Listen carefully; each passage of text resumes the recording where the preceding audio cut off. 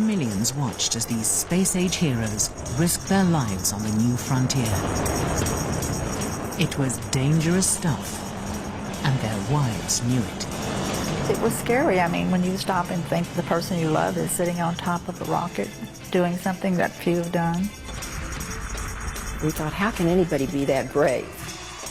The astronauts were global superstars, and their wives had to share them with the rest of the world. They are surrounded by groupies. They are like rock stars. And I'm not sure which husbands were unfaithful and which ones weren't, but I would say that it was a great temptation for them.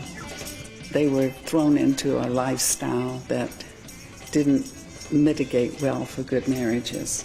These women were behind the most famous men in the galaxy. These were women who really were in the press eyes, in the public eye, and yet pushed to the background all the time because they didn't fly in space. But they made it so he could fly in space. It was not what I want to do versus what he wanted to do. It was all what he wanted to do. The Apollo space program was America's shot for the moon. It was the greatest adventure of the 20th century. And the astronauts' wives were right at the heart of it. I experienced something that very few people ever have. It was an incredible time. It was an incredible time.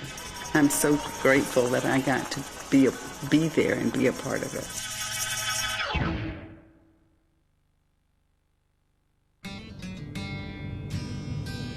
Every few years, the first wives of the Apollo astronauts have a reunion.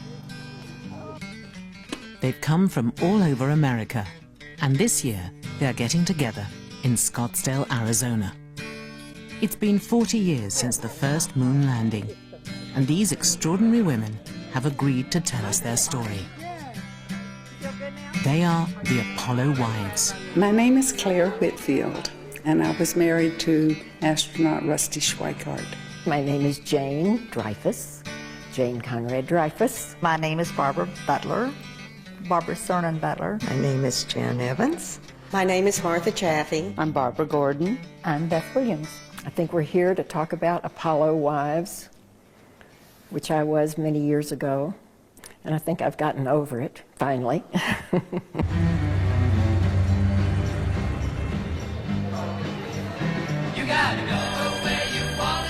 Between 1967 and 1972, America spent billions on the Apollo program, an all-out effort to go to the moon. 3, 2, 1, 0. All engines running. Commit. Liftoff. We have liftoff at 11 a.m. Eastern Standard Time. The heroes of Apollo were the very few men chosen to be its astronauts. Who's that? Is that Mary Love, Mary R. Love? That's what. And this is Jean Gilbert. But they weren't always astronauts. The men these women met and fell in love with were hotshot pilots, the very best of their generation.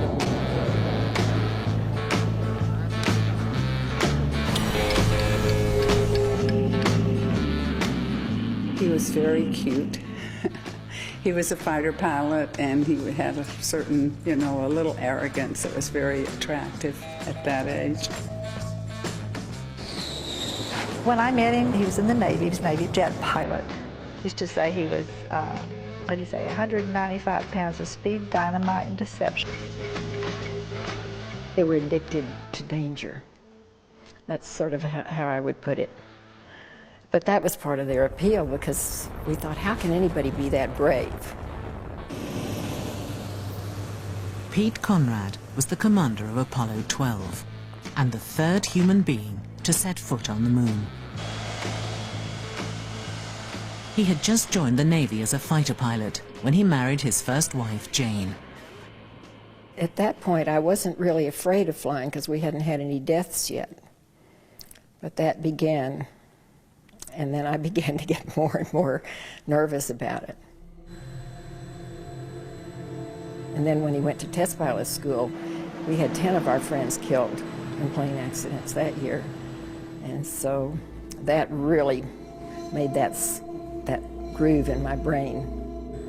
The wives knew their husbands were risking their lives every single day. We had 16 pilots in the squadron, and we lost 4 of the pilots, including the executive officer and the commanding officer and the man who was Dick's best man.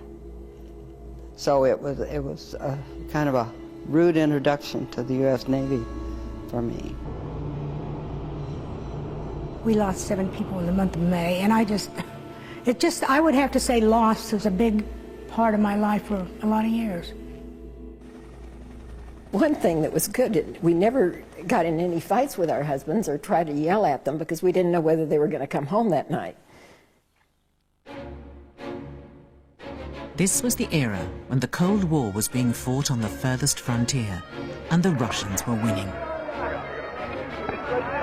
They had put Yuri Gagarin into orbit around the Earth, becoming the first man in space. The American people are alarmed that a foreign country, especially an enemy country, can do this. We fear this. America decided the only way to win this space race was to be the first to put a man on the moon.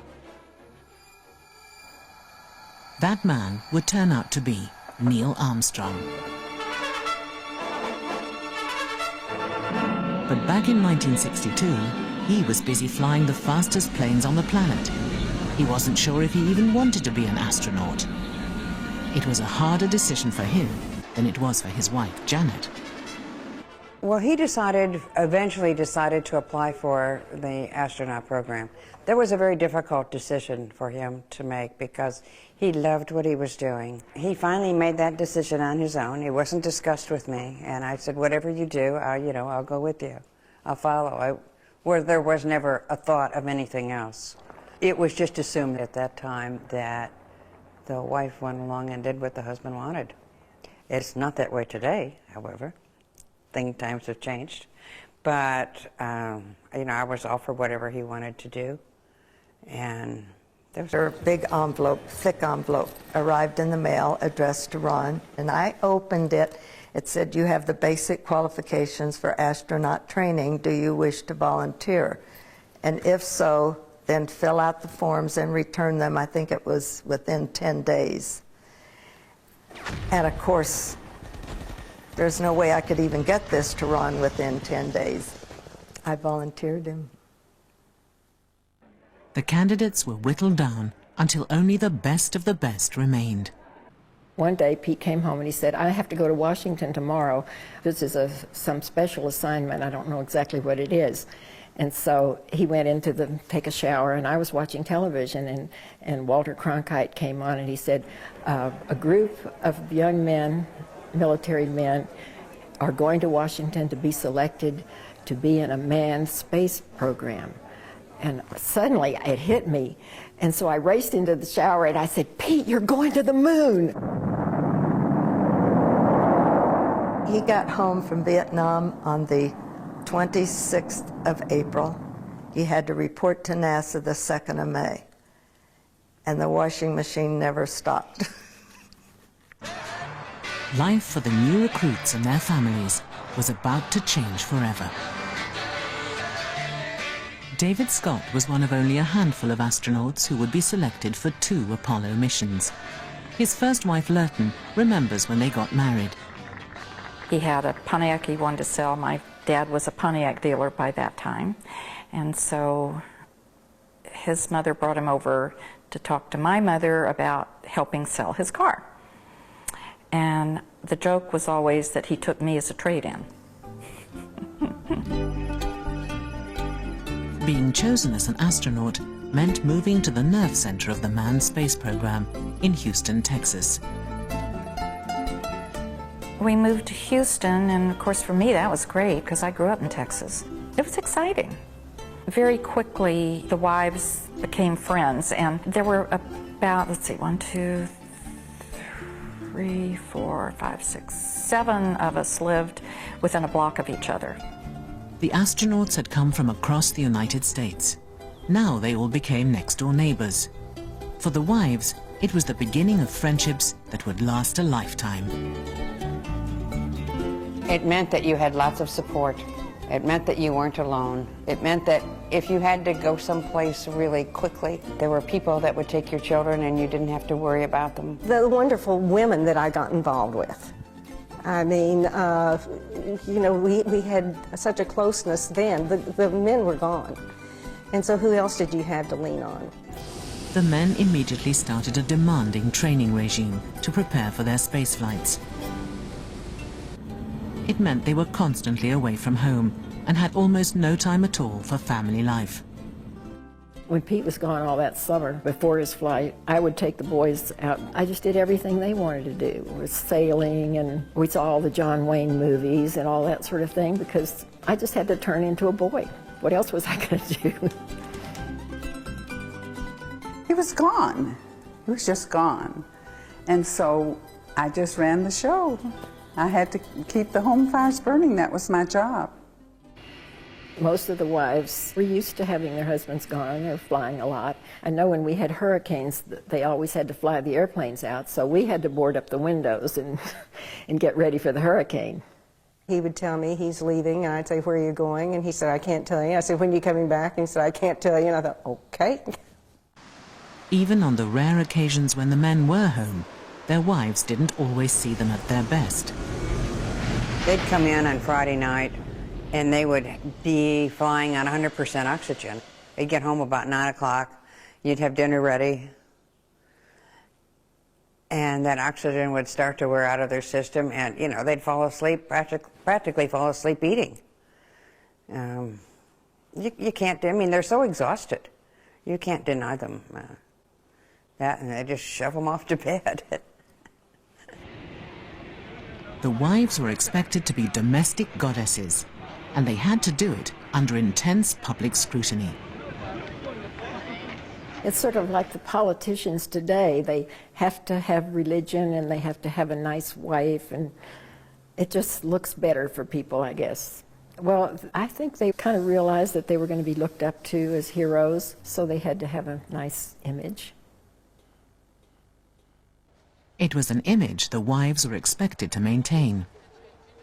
I know in my mind it was like, oh man, I have to be really careful and be on my best behavior and never say anything wrong. And I felt quite almost a burden that I had to, in a way, be guarded or be careful. Our husband's chances of getting a flight depended on having cooperative, well-behaved wives. In 1962, John Glenn became the first American to go into orbit around the Earth. It made him a global superstar, the likes of which the world had never seen before. More than anyone, he understood what this meant for his wife. John Glenn, John and Annie had a party at their house for the new group that had come in. And I remember saying something to John about, you know, this is such a masculine program. It's all the men. We don't have much, the women don't have much role. And he said, you're wrong, Claire. He said, I'm gonna cry. He said, I couldn't make this flight if it weren't for Annie. She is my support. And he said, you are very important, you know. And that meant a lot to me because it was so, these guys were so tough, you know. They were really tough guys. But the tough times were only just beginning. The years of training and preparation had been hard, but now it was time for the real thing. This was the start of the Apollo program. Hey, you guys, we've got some wine here. You have to pick out your glasses. You have to pay attention to what glass Does it have to be you're a slide getting. all right. Pardon me? Oh, they only have Apollo there. Oh, okay. So you can either take 10, but 10 or there are 17. two 17s there. Oh, okay, well. So you may have your pick. Never before had anyone attempted a journey that was further, bolder, or more dangerous than a flight to the moon. Riker, here's you. Thank you. Thank you. There were 12 Apollo missions in all. 11 of them launched successfully, but one did not. The first of the missions, Apollo 1, was very nearly the last. It was a disaster that almost brought an end to the entire American space effort. Roger Chaffee was the rookie pilot on Apollo 1, a mission his wife Martha will never forget. The weekend before the accident, he came home and I picked him up and thought he was just going to be there for the day and would have to leave Sunday evening. And then I found out he could stay the night and didn't have to leave until Monday, which was wonderful. I mean, you know, every hour, every second you had together was well worth everything. And he left Monday, and I talked to him, I guess it was every day, but I talked to him, I can remember talking to him especially on Thursday, because Time Life usually had a dinner dance for all the astronauts, and that was to happen, I believe, on Saturday. And in talking to Roger on Thursday night, he said, I don't believe that we'll make it back. We've got all these tests that we are doing. And I said, fine, you know, I hope you make it back because I'd really like to be with you. And that's the last time I talked to him.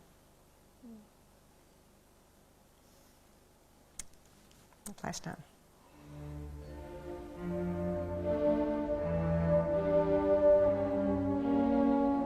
On the 27th of January 1967, Roger Chaffee was at Cape Canaveral with fellow astronauts Ed White and Gus Grissom.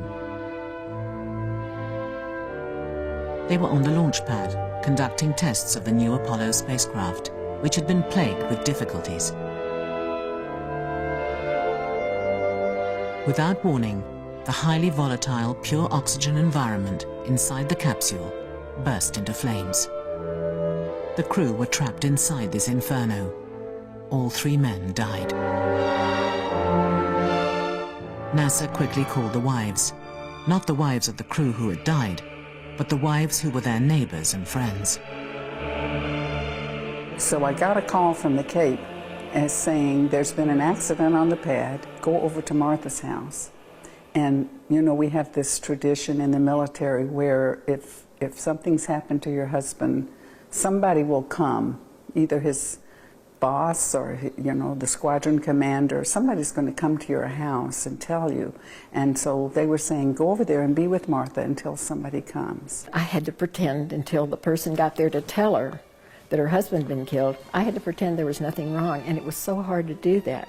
I know my hands were shaking and my stomach was shaking.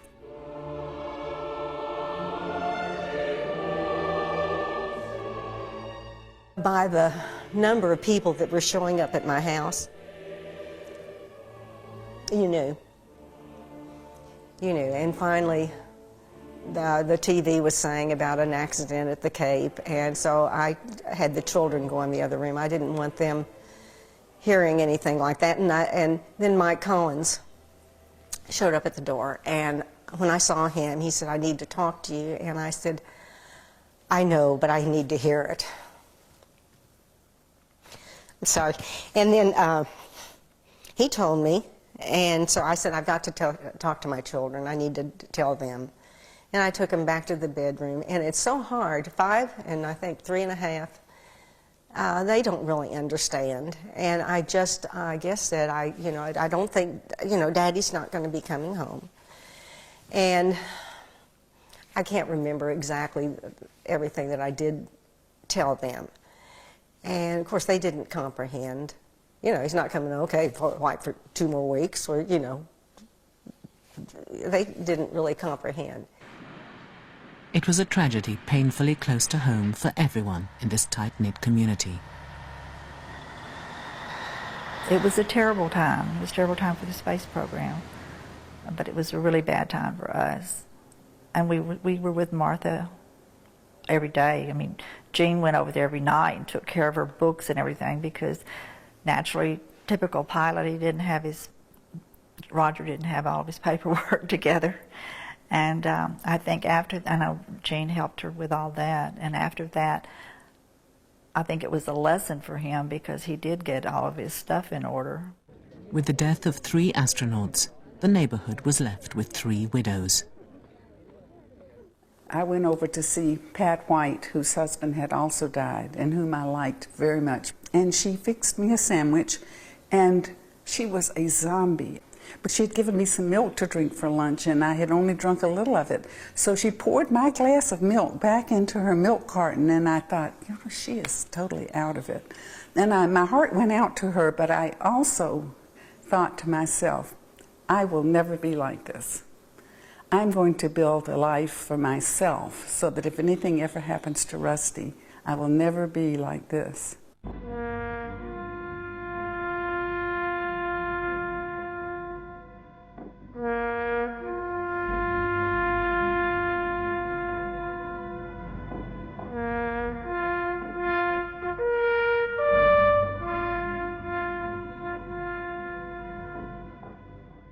Sunday morning, they had the memorial service for Roger.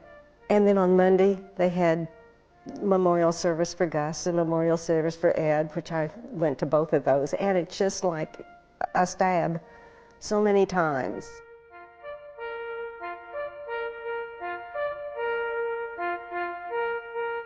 And Roger was buried Tuesday afternoon. Got on the plane, flew me back to Houston, and a whole new life starts. It was a new life that Martha, a young widow with 2 children, would have to start without the help she might have expected. Roger was there as military. He was on loan to NASA. I mean, he was still just getting his military pay. And he was on loan, so it was just the military.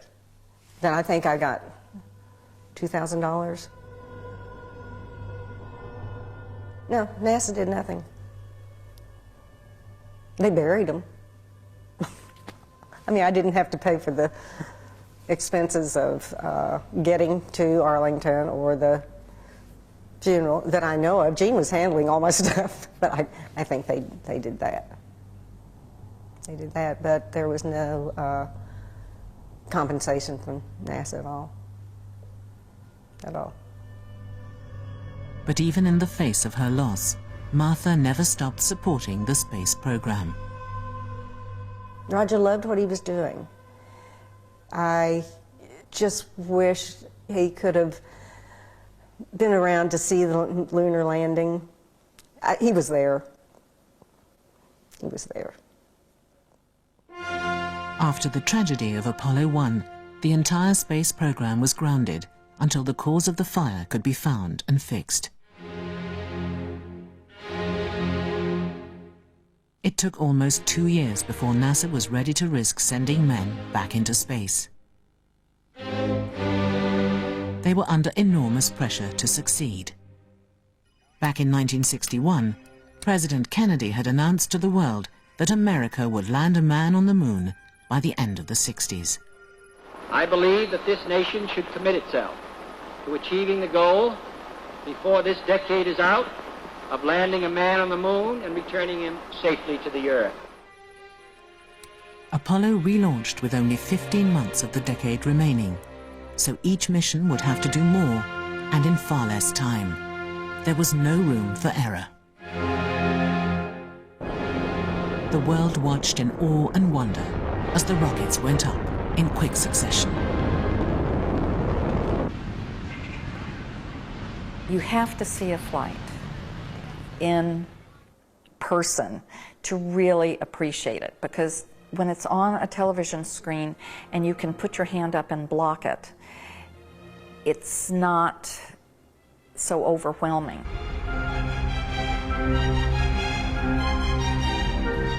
The vertical assembly building, how huge it was. This huge tractor, I'm sure it was as big as this house, that moved the rocket out to the pad, and it was just mind-blowing.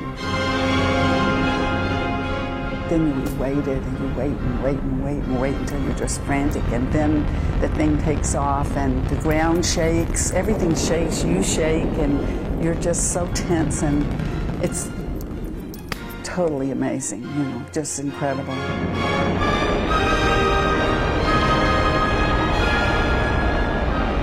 The fire's coming out, and I mean, it's so totally absorbing and consuming that it's fantastic. Apollo 9 blasted into orbit in March 1969, but few now remember it. Rusty Schweickart was the lunar module pilot on that mission. It was his first flight into space, and his last. His flight was really an important flight. It never gets written about or talked about or in the movies or anything because they didn't go to the moon. They went around the Earth, but it was the first flight of the lunar module. It was the first time that the lunar module actually separated and the astronauts got in. I mean, they got in it and then they separated and then they turned around and then they rendezvoused. They did all the stuff that they were going to do around the moon, but they did it in Earth orbit. Roger, it's out there and we're turned around and proceeding with the station, keeping it docking. Rusty had gotten space sickness. He was like being airsick and he had spit up. And so they put off his spacewalk. He didn't know whether he was going to get to do it or not. And of course, he'd been training for it for years, and it was the most important thing in his whole life. Fortunately, the next day, he felt much better, and so they decided to go ahead with it. That's when he got this incredible view of the Earth. Oh boy, what a view. It's spectacular. It really is. He never did get another space assignment, and that was horrible. I think Rusty felt like, you know, he didn't have the right stuff. Apollo 9 had been a vital step, testing the landing module that would attempt to land on the surface of the moon. But it quickly faded from memory, as did Apollo 10, both overshadowed by the incredible mission that followed just 4 months later. Roger, go for landing. 35 degrees, 750. That's the shadow out there. Contact light. Okay, engine stop. We copy you down, Eagle. Listen, Tranquility Base here. The Eagle has landed. In July 1969, Neil Armstrong stepped onto the moon.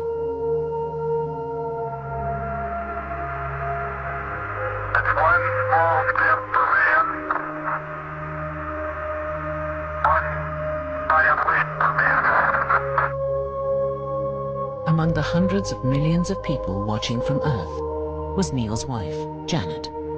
At the time they were chosen, it was to be an attempt to land on the moon. We never knew that they were going to land on the moon until they actually did. There was never any guarantee. Everything had to work perfectly for them to get up there. It just all worked. It was amazing. It was a stunning achievement. Kennedy's dream had become a reality. A new chapter was about to begin. When man landed on the moon and that was successful, there was such a sigh of relief in the neighborhood that it was the beginning of a time to relax. It became indeed for all mankind. July 1969, indeed. It was extraordinary that they had landed on the moon on the first attempt.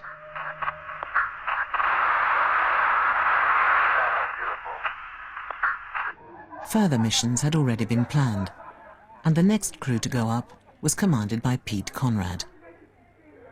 His wife Jane was there to see the liftoff. T-minus 40 seconds and counting. The spacecraft commander now performing... We're 6 miles from the launch pad, and we can see this white pencil against this dark sky, and we're going to watch.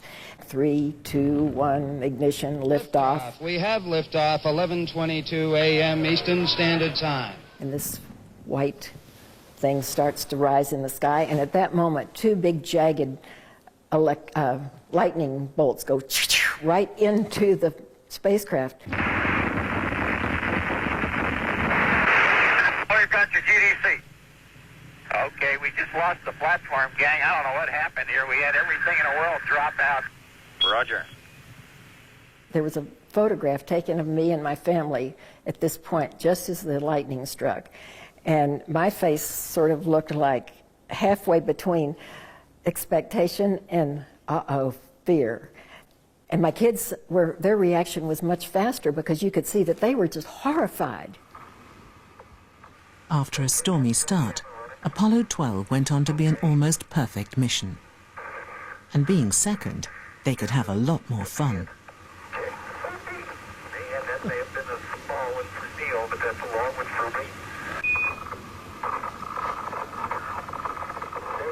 I would go out at night and look at the moon and say, is it really real? He cannot be up there. And then I knew intellectually he was there, but I couldn't really make it sink in. Apollo 12 had made it all look easy. The splashdown of Apollo 12 was almost as precise as their moon landing. The Yankee Clipper landed 3.5 miles from the carrier Hornet. But it wasn't so easy for the wives back at home. Dick Gordon was the command module pilot on the mission, and his wife Barbara found herself at the center of the world's attention. It was a hard time, because I don't like being in the public eye. Didn't like it. Still don't care for it. When Dick flew on Apollo, they had camped right outside my bedroom window in their trailer, and I could hear them talking all night, and I was having trouble sleeping anyway. Media interest in the Apollo program was intense. The men were in space, so in their absence, the press would descend on the homes of the wives. We were young. We were not really prepared as far as the public attention, as far as the publicity, all that. None of us were really prepared for that. I told the media in the very beginning, of course they're all camped out in the front yard and out in front of the garage, they could do whatever they wanted to do. I didn't care as long as it didn't interfere with my family and myself and my friends watching the TV. Okay, Houston, the Challenger has landed. Oh, they loved that. They came in, they draped every wall in that family room with navy blue felt and set up lights and cameras and everything. I was just kind of, oh. But some of the wives felt the press were just waiting for something to go wrong, so they would have a story. The press out front, everybody called that the Death Watch. They got their story when the ill-fated Apollo 13 launched in April 1970. This is the crew of Apollo 13. Wish everybody there a nice evening, and we're just about ready to close out our inspection of Aquarius and get back for a pleasant evening at Odyssey. Good night. Okay, Houston, we've had a problem here. This is Houston. Say again, please. Yes, sir. Houston, we've had a problem. Roger, main B undervolt. And we had a pretty large bang associated with the caution and warning there. Okay, now let's everybody keep cool. We got limbs still attached. Let's make sure we don't blow the whole mission. 2 days into the mission, there was an explosion in the oxygen tank of the Apollo 13 spacecraft. The crew was stranded in space, running out of air, their lives hanging by a thread. Jan Evans was at home with neighbors and friends when news of the disaster broke. When Apollo 13 had its problem, the phone rang, and I kid you not, it was like magic. Within 3 minutes, there was no noise, no voice, no nothing. It's just like the house was void of all men. You suddenly realized there were nothing but wives sitting around. David immediately got up, and said, I'm going over. And I don't remember how long it was before I saw him. All the astronauts were over there working the problem. The wives, well, you just support each other. The wives of the stricken crew faced the prospect of their husbands dying in space while the world watched. The other wives stepped in to protect their friends and face the press. Well, people always said, why are those wives so calm and serene? And of course we weren't inside, but we sort of had to be. All the neighbors come over and lend moral support, and always we can hear their voices, so we don't have much opportunity to really worry. You just can't sustain that kind of a fear for any length of time. But I think we look like Stepford wives, don't you? Because we all tried to be so calm and so cool and everything. But we weren't Stepford wives. Oh, yes, I'm very optimistic, too. I'm absolutely sure they're going to get back safely. The crew of Apollo 13 did make it home safely, but only just. Rusty and I went to greet them when they arrived, and they were so shaken. I mean, they had just survived by the skin of their teeth. And one of their crew members was Jack Swigert, and he's a great, big, tough guy, and he had tears just running down his cheeks. I mean, that really let me know what a close call they had.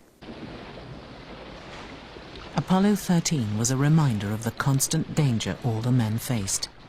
Their wives learned to keep their own emotions and fears well hidden. It was just so easy, but when you looked a little deeper into the eyes, you saw the agony or the worry or the whatever it was. It was, you know, it was a festive occasion until you really looked inside. Whenever we'd go out with all the press standing in your front yard, and they would say, "Oh, how did you feel about the flight today?" So thrilled and so proud and happy to have been a part of it.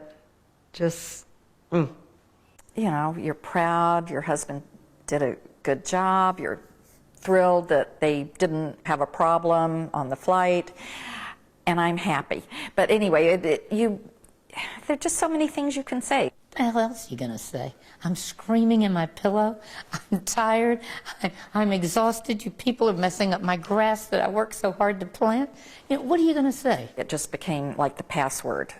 All you had to do was go out and say that. I'm thrilled, proud, and happy. And that became the quote, and it kind of became a sarcasm in the press. And I thought, you jerks, what do you expect? But while the wives were being proud, thrilled, and happy, their children couldn't see what all the fuss was about. everybody's daddy worked for the space program, which was very healthy for the children because they weren't any different than anybody else. Russell Schweikart spent about 45 minutes outside.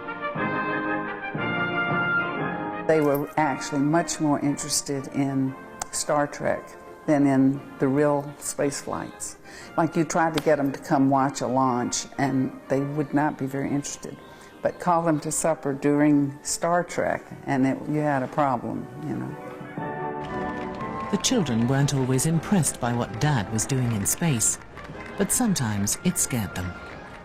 Vicki, my eldest, she was 9, and she said that she was scared to death because Rusty had told her that the lunar module, because of weight restrictions, was made of this paper-thin material. And she had this vision of him sticking his leg through it and ruining it and dying. So she was really frightened.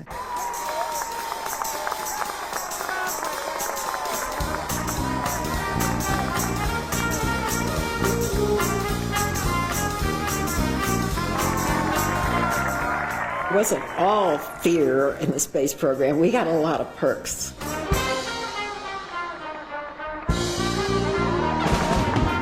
There were a lot of people in Houston that kind of wanted to wine and dine you, you know, so you got invited to a lot of parties. You were just bombarded with invitations. To me, it wasn't because that we were so great or they liked us. They just wanted a hot body there. Everybody had to have an astronaut or two at their party. They lived kind of schizophrenic lives. They were so busy keeping the house clean, doing the laundry, taking the kids to school, and then powdering up to go to a luncheon somewhere. We were invited to some big charity gala, and none of us had any evening gowns. So we said, well, let's just go to the secondhand store, because we didn't have any money in those days. So we all piled into a couple of cars, and we went into this thrift shop. And we found all these marvelous dresses that were designers' dresses. So we all came out with our evening gowns. So we'd go to the party in Fort Worth, and the fashion reporter takes us all aside and said, now I want to hear about your dresses. So they said, now what designer are you wearing? I don't know. You want to see? Look in the back of my dress. I don't know who it is. Well, that was fun. You know, I'm kind of an outgoing person, so I enjoyed it. Of course, everybody loved the astronauts because they'd been to the moon. So wherever you went, it was a big parade and everything. I remember they were in a parade, and I remember them saying later that night, didn't you feel like if you wanted to take over the country, you could? Because they were just, I mean, people were just mobbing them. They were so excited to see them.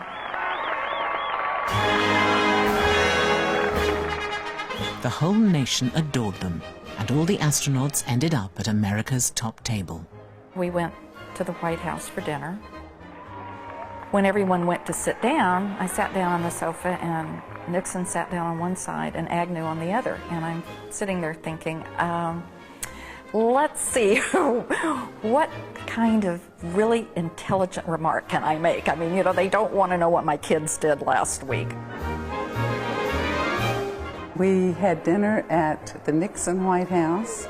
We had a very small private dinner in their dining room, and he was not a very pleasant person. I was seated on his right, and I tell you, he never asked any kind of question, you know, like how many children do you have or anything.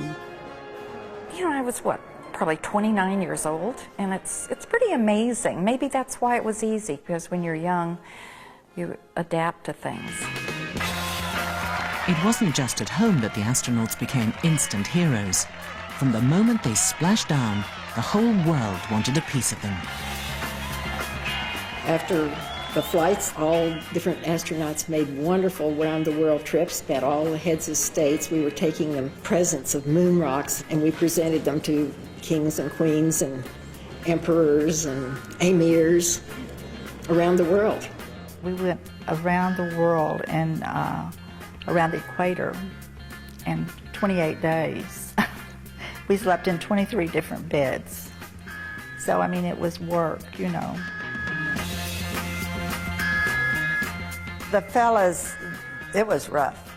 There were days they had 7 and 8 speeches a day. They were like babbling idiots. You know, couldn't even remember what they had said, if they'd already said it, you know, 20 minutes ago or not, or what. Rusty and I went to the town that his grandparents immigrated from, which was in Alsace. And there were just tons of Schweikers there. I mean, lots of them. And they did all the things. The little children come up and give you flowers. They just wanted to come up and they would just kind of touch him and say, "Hi, Ron," and everything. I think they wanted to actually touch something that had been in space. Though everyone seemed to love the astronauts, the American public was bored with the moon. In December 1972, Apollo 17 became the first mission to launch at night, but it was also the last. You could literally see all that ice that was actually on it, that thin sheet of ice. It was just awesome. I get chills thinking about it. On ignition, the giant Saturn V rocket lit up the night sky like a sun.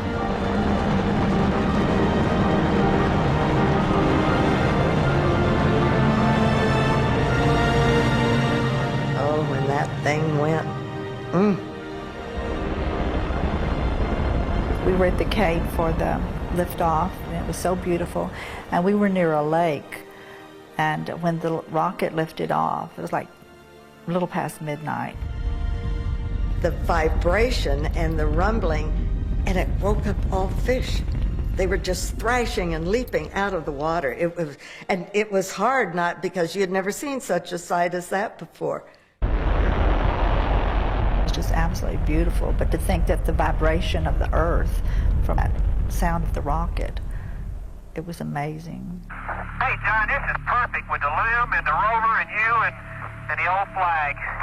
The launch may have been spectacular, but American taxpayers were grumbling about the mounting cost of the Apollo program. It had been just 2.5 years since the first moon landing, but the public had lost interest. it was all over. Apollo 17 was the last mission to the moon.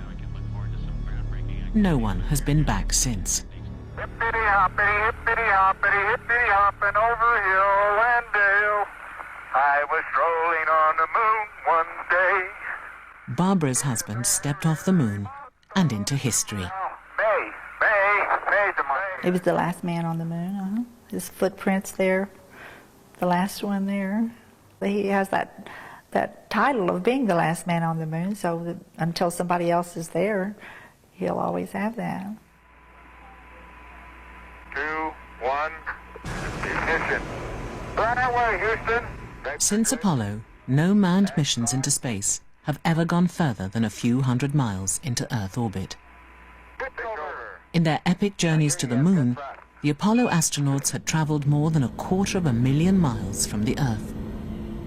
They are the only human beings who have ever seen the Earth from deep space. To be on the dark side of the moon, he said, that is eerie. It is, there's no way to describe black.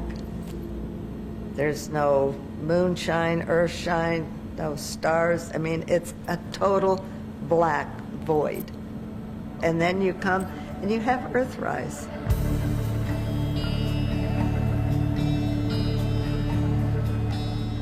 Just being in space, he said, you know, you look around and you just think, it's so perfect.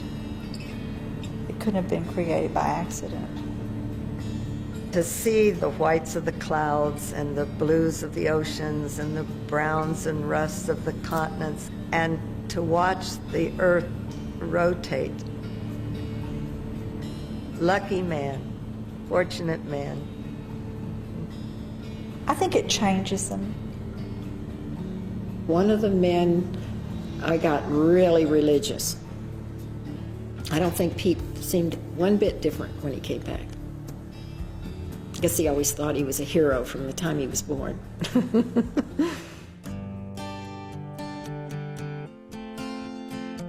The moon had an incredibly powerful pull on the lives of the astronauts and their families. But the monumental effort took a heavy toll on many of their marriages. After they'd all finished their flights, they were still celebrities, and they had a lot of groupies, especially at the Cape. Even if our husbands had two heads, when they're down at the Cape, they are surrounded by groupies. They are like rock stars. And I think they were all susceptible to the flattery that they get. And I'm not sure which husbands were unfaithful and which ones weren't, but I would say that it was a great temptation for them. The odds were, you know, not in our favor. Don Isley was the command module pilot on Apollo 7, but he's better remembered as the first of the astronauts to get divorced. I knew something was going on, and Don wouldn't acknowledge it, and I even said to him, you know, I don't know what it is, I know something's wrong, I just don't want to be sitting here with all this publicity of a flight and then have a divorce a month later. Don had become involved with another woman while spending his time in Florida preparing for his flight. At first it was kept a secret, but in the glare of the world's media, the news got out that his marriage was on the rocks. Nobody had had a divorce in the program. And what these guys did when they were gone, we didn't know. So it was a shock to all of us. Then the rumors started, and oh my God, my phone rang. Like, I had people, Paris Match, knocking on my front door. The phone would not stop.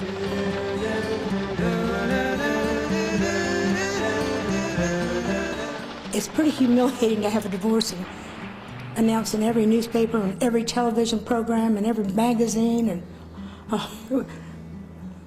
pretty humiliating. The divorce was announced officially soon after Apollo 7 returned to Earth. We were outraged at this because I don't think divorces were quite as common back then as they are today. And we were absolutely outraged. I was furious at her husband because she had a very sick baby who was dying. I was probably already a wreck because Matt got leukemia. So he was ill for 18 months and he died 6 months before the flight. He was off with his girlfriend, and he wasn't helping her. He wasn't going to the hospital with her. He wasn't helping her at all. A couple of times the doctor said, well, I think we need to call Don. We're not sure if Matt's going to make it through tonight. And I'd say, oh, I don't want to bother him now. But that wasn't it. I knew I couldn't find him, and I thought, I'll deal with that after I deal with this. Apollo 9. We had fun. Well, they all were fun. Harriet had gone through the first divorce of the space program. But it wasn't to be the last. Of the 10 women here, 7 are divorced. I was in big time denial. You know, somebody else might be screwing around, but of course my husband isn't. And I think a lot of us are that way. Well, this is the divorce song again. Oh, okay. You have to stand up to do this. And here we all are. I can't believe it, that every single one of us is either divorced or their husbands are deceased or both. When the wives that got divorced went through their divorce, I always tried to be supportive.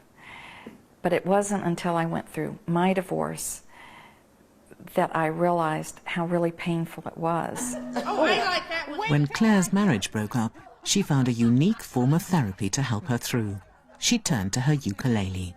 I won't be here to interrupt you. I won't be here to contradict you. I won't be here to steal your thunder.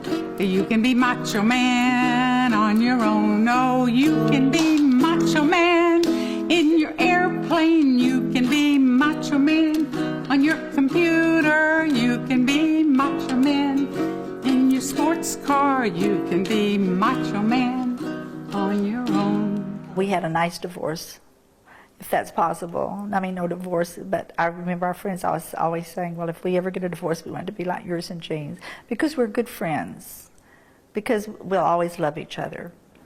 I won't be here to cook your dinner. I won't be here to wash the dishes. I won't be here to do your laundry. You can be spotless man on your own. No, you can be spotless man in the kitchen. You can be spotless man in the bathroom. You can be spotless man in the bedroom. You can be spotless man on your own. Life goes on. You move forward. You don't think about the past.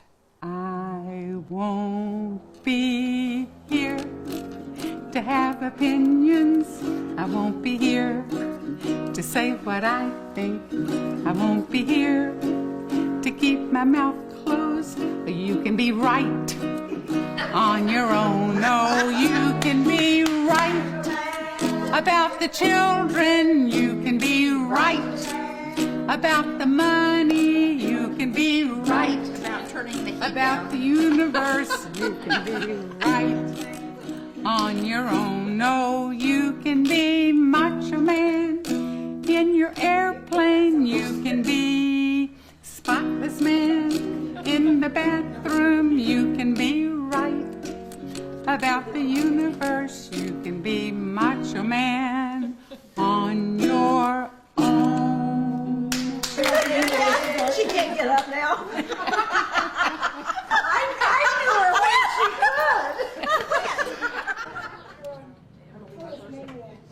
could. In the heady days of the Apollo program, the astronauts' wives were surrounded by the press and photographed time and time again.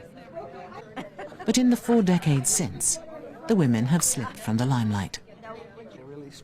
To mark this reunion, photographer Kathy Opie is taking one last picture of the women together before they go their separate ways.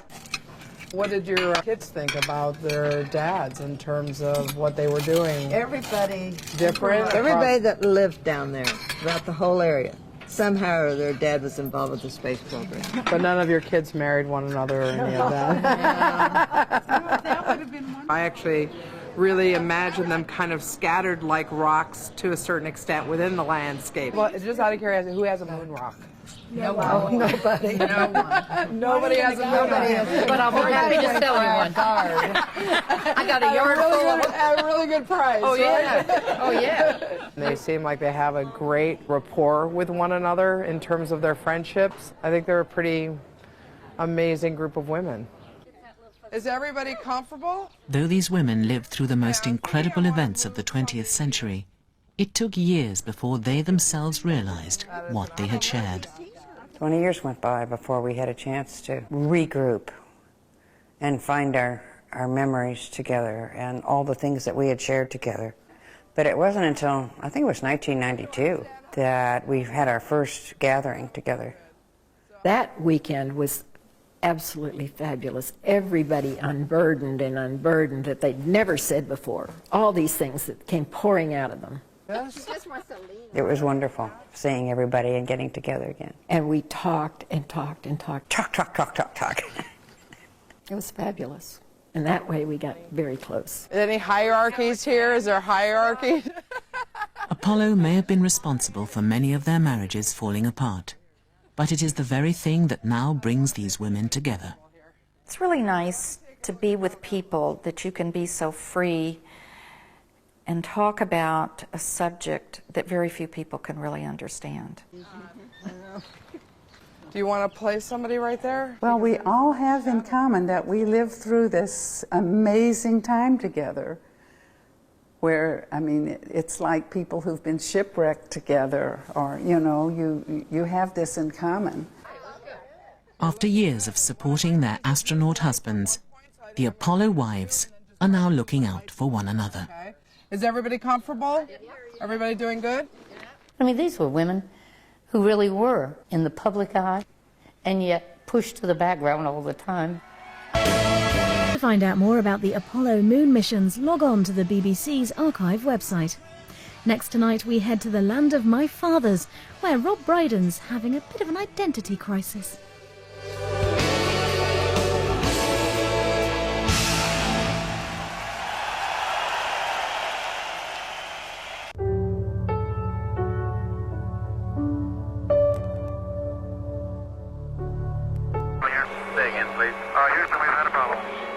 The BBC covered the people can really understand. Do